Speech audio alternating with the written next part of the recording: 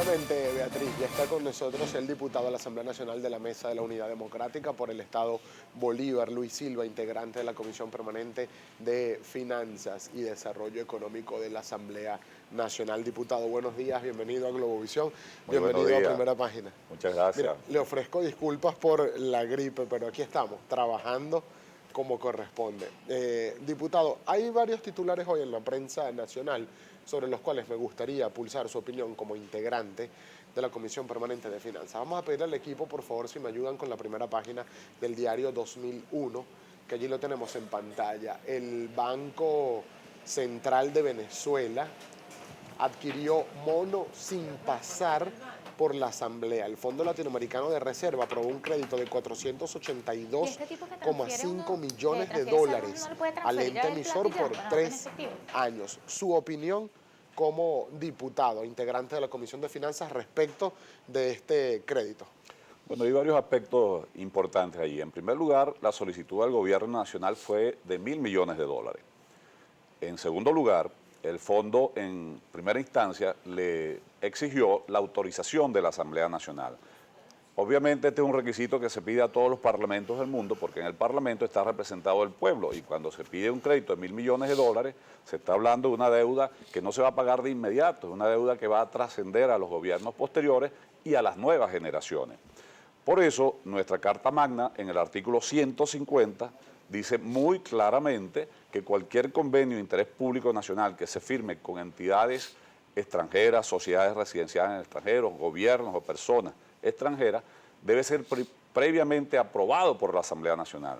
Eso no se hizo, no se presentó. Igualmente... Claro, pero perdone, diputado, pero hubo una sentencia recientemente del máximo tribunal de la República donde, amparándose en la autonomía del Banco Central de Venezuela, pues le dieron carta blanca, por así decirlo, para adquirir compromisos y deudas internacionalmente sin necesidad de la aprobación del Parlamento Nacional. Eso pasó recientemente. Exactamente, porque todos sabemos que el TSI, Tribunal Supremo de Injusticia, se ha transformado en el bufete privado del gobierno. Entonces, cuando el Fondo Latinoamericano de Reserva le solicita la autorización de la Asamblea, en lugar de pedir la autorización a la Asamblea, que es lo correcto, sencillamente se van a su bufete privado y sale este dictamen totalmente inconstitucional. No solo el 150, el 187, que habla también de las funciones de la Asamblea Nacional en su numeral 9, dice muy claramente que los convenios internacionales deben ser aprobados por la Asamblea Nacional. No se cumplió con ninguno de estos requisitos. ¿Qué es lo que ocurre? El TCJ, o TCI como yo lo llamo, saca un dictamen donde dice que no es un contrato de interés público nacional, que es más bien un convenio privado entre el gobierno y el Fondo Latinoamericano de Reserva. Es decir, una deuda... Pero que compromete a futuro el erario público nacional. Es una deuda intergeneracional. Ahora, en definitiva, terminan aprobando no los 1.000 millones, sino 487 millones de dólares, que también es una cantidad muy grande. ¿Y por qué no van a la Asamblea? Es la pregunta importante en este caso.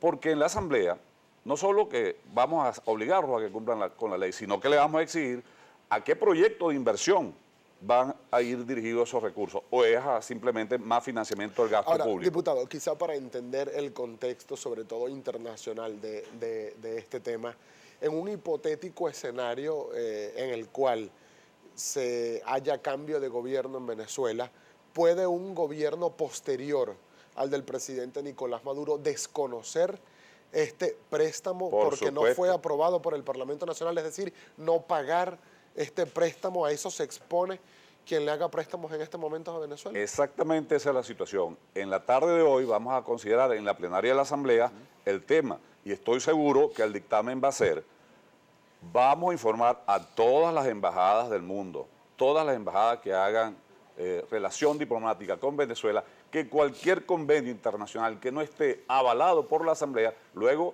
no van a tener ninguna garantía de que se le pueda exigir su cumplimiento a los posteriores gobiernos. De manera ¿Y esto no deja en una situación de desventaja, diputado, o complica el panorama económico de Venezuela?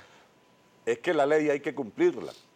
Insisto, la Asamblea Nacional es el depositario de la confianza del voto popular. No solo los 112 diputados que fuimos electos por la MUD, también los 54 diputados que fueron electos por el oficialismo. Somos depositarios de la confianza popular, por tanto, garantes y vigilantes de que esa voluntad popular sea respetada. O sea, de haber ido esta solicitud de préstamo, de crédito a la plenaria de la Asamblea Nacional, ¿ustedes hubiesen aprobado, diputado, esta solicitud de crédito que ha hecho el Banco Central? Si se cumplen 3 requisitos, sí. Primero, proyecto de inversión. Segundo, organismo encargado de la ejecución de ese proyecto. Y tercero, la facultad contralora de la Asamblea Nacional, porque eso es lo que se pretende, poder utilizar esos recursos sin pasar por ningún tipo de supervisión.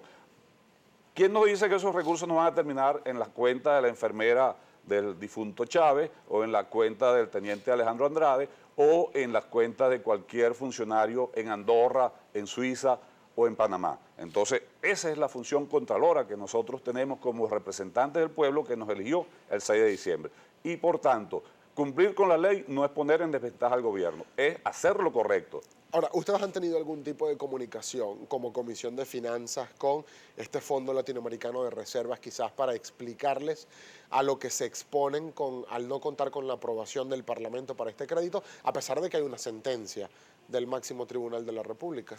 La semana pasada se hizo un pronunciamiento público de parte de la Comisión de Finanzas y hoy, como te estoy diciendo, vamos a hacer ya el pronunciamiento oficial de la Asamblea Nacional en pleno. Y a partir de allí, la comunicación a todos y cada uno, no solo de la embajada, sino de los organismos financieros a nivel internacional. Ahora, esta reciente sentencia del TCJ que autoriza al Banco Central de Venezuela a adquirir deuda o compromisos financieros sin la aprobación del Parlamento Nacional, ¿de alguna manera u otra cree usted que sea el aval o la jurisprudencia que pueda permitir que a futuro otros entes también puedan adquirir compromisos comerciales o de deuda sin la aprobación del Parlamento Nacional? Podrían tomarlo como excusa, pero la ilegitimidad no se puede hacer ley. Todo el que incumpla con lo establecido en la Constitución Nacional tendrá que atenerse posteriormente a las consecuencias.